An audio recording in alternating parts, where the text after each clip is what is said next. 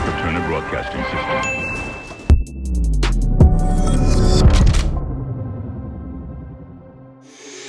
What's up, guys? Your boy Benny. I don't do a lot of home renovation, but I do know what a load-bearing wall is. And those are the kind of walls you don't want to knock down because the whole building comes down if you do that. The load-bearing walls obviously are the walls that really support the total structure of the house and keep it upright and standing. So you don't want to knock those through. No matter what kind of renovation you're doing, you leave those walls alone, right? Very, very careful. There are some load-bearing walls inside of the Biden regime. Some very specific walls that keep Biden upright. Physically, like literally, okay, and metaphorically. And one of those walls is the fourth estate, as is known, the press. And the press refuse to cover many of the Biden gaffes, turn a blind eye to a lot of the times when Joe Biden craps himself or wanders off to the bushes or whatever. But they're now done doing that. This is a load-bearing wall that's come collapsing down. And the regime is in a pure apoplectic panic mode over it. Ladies and gentlemen, this is the front page of NBC News. A nightmare. Special counsel's assessment of Biden's mental fitness triggers Democratic panic. How do you get away from this? If you go to the New York Times, you go to Washington Post, you go to the New York Post, you go international, and all you see are the headlines that Joe Biden is a dementia-laden vegetable, a rotted old drooling eggplant. Everyone's covering it now. And the reason why the corporate press is finally snapping on Biden for this is because obviously they're seeing their dreams of 2024 victory snap up before their very eyes. Now, what's at play here? Well, Donald Trump's going to be up by like 10, 20 points in the polls from now on. People are done with this. The charade is over. Joe Biden is too bitter to let go of power, too angry about it. And Republicans have some work to do, but ladies and gentlemen, the sentiment is now on our side. Democrats have lied to us enough, and now people are pissed. This is the report, ladies and gentlemen, that they're talking about. We've covered it wall to wall on this program. But there are many, many damning passages, but this one's particularly brutal. Joe Biden doesn't remember being vice president. He was vice president for 8 years under Obama. He doesn't remember the death of his son. His memory's hazy when describing his accomplishments. Afghanistan, like when soldiers died, when American soldiers died, he doesn't even remember it. So how does that make you feel? Does it make you want to sign up for the military? Then Joe Biden hops out there last night to reassure people that he's totally with it and starts screaming at the press, spitting, misremembering his son's death. He literally did it on camera, misremembering who the president of Mexico, Egypt, forgetting what Egypt, where Egypt and Mexico are on the earth. Ladies and gentlemen, he started like ripping into reporters and personally attacking them. It was a bad demonstration. And not even the sycophants on CNN could stand it. In fact, they started making depends jokes about Joe Biden wearing adult diapers and pissing himself. I kid you not. What an unbelievable clip from CNN. Voters for the Senate. Paul, how much Democratic bedwetting do you think there will be? I bring up the term, everyone laughs. It's a term that is used. It's a political term of art, and it's used in Democratic big D politics. It's what people say about Democrats. I'm not saying anything that's offensive to Paul's, delicate ears. So how much of that will there be? And if you are the White House, how do you assuage said bedwetting? Oh, yeah. Look, I'm a Biden supporter. I slept like a baby last night. I woke up every 2 hours crying and went to bed. This is terrible for Democrats, and anybody with a functioning brain knows that. This is terrible for Democrats. Anybody knows that I'm a Biden supporter and I piss myself all night crying, is what this guy says. This is the wordsmith from the Clinton. This is the speechwriter from the Clinton administration saying we're done, we're toast, we're finished. And so, ladies and gentlemen, we have with great joy and promise in our hearts bring to you something that we've never done on this show before. We bring you a clip of CNN fact-checking Joe Biden. Not a little bit, but like truly brutalizing him. Like making jokes about Joe Biden and depends, which is what that was, is not the worst thing that happened to Joe Biden on CNN over the past 24 hours. This segment is the worst thing that happened to Joe Biden. Here's Joe Biden getting just torched for minutes on end about his lies and about lying about his own Department of Justice. Remember, the corporate media, you're supposed to believe the corporate media, credentialed reporters, and you're supposed to believe the government and the DOJ. Those are the two things. You can't question them.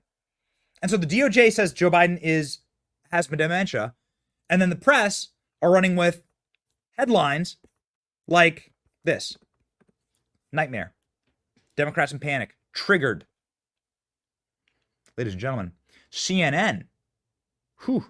We hope that the Biden White House doesn't turn on CNN to catch this. Brutal fact-checking. Watch. One thing that President Biden said is basically that he stored the documents in filing cabinets that could be locked. Let's listen. All the stuff that was in my home was in filing cabinets that were either locked or able to be locked. Daniel? Just not true, John. This report from the special counsel includes photos. Those photos include shots of a box just sitting in President Biden's Delaware garage. The special counsel described it as a badly damaged box sitting amid household detritus. So there was some material that was in cabinets, locked or lockable, as the president said, but all of it certainly not. And that open, unsealed, damaged box included, according to the special counsel, highly sensitive, top secret material about the war in Afghanistan. Okay, another claim that President Biden made. None of the documents were highly classified. Let's listen. None of it was high classified. Didn't have any of that red stuff on it. You know what I mean? Around the corners? None of that. Daniel?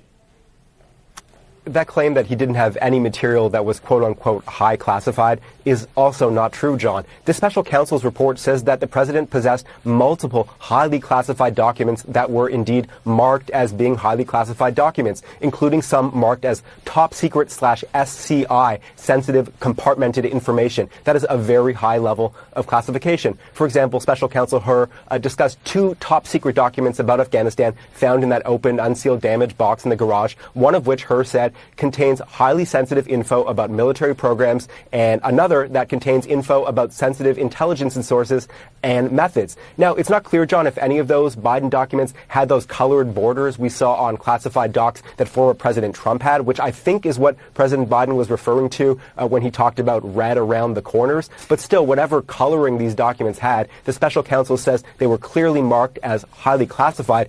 And then I should add, Hur also said that investigators' analysis of Biden's own handwritten notes from his time as vice president showed that these notebooks also contained highly classified info, though those were not marked. And Hur said a sampling of 37 excerpts found that, quote, 8 are top secret with sensitive compartmented information, 7 of which include information concerning human intelligence sources, plus 6 others that were top secret. And then the third claim that he made, Daniel, there, was that he did not share classified information with a ghostwriter on a book he was working on. Listen to that. I did not share classified information. I did not share it. With your ghostwriter? With my ghostwriter, I did not. Guarantee you did not. But the special counsel said in the no, report he that he did not say that. Okay. He did not say that. So he's entitled to say he didn't do it. He can defend himself. But he also said the special counsel didn't say that he did share that classified info with the ghostwriter.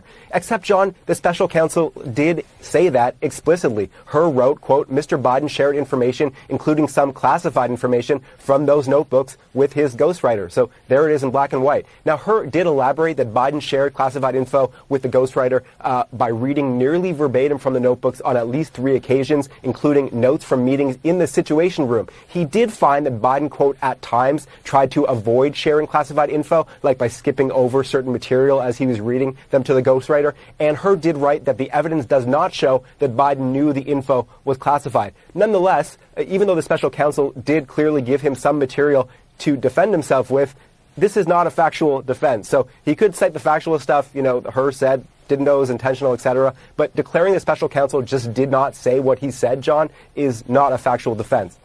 Important to note, Daniel Dale, always great to have you. Thanks so much. I know this is going to come as a shock to you and anybody who regularly views this channel, but good job, CNN. Never complimented him before. Never, ever once have I complimented CNN on this program, but good job. Hot damn. That was like a better takedown than I could have done. Well done.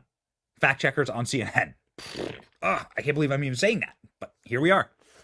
You did your jobs for once. And everyone in the corporate media seems to be doing their jobs all at the same time. Isn't that strange? It's almost like they've rigged it in order to push Biden out. And this is one stage in that sequence. Maybe it's just me. We pay attention. We notice trends. And this is a good one. Please like, share, and subscribe. To notice more trends with us, we simply pattern recognition. It's all we do. We're alive and we pay attention. That's it. It's our superpower. If you wish to join us in that fun endeavor these days, and it is very, very entertaining, please like, share, and subscribe to the channel. It's your boy Benny. Stay based. See ya.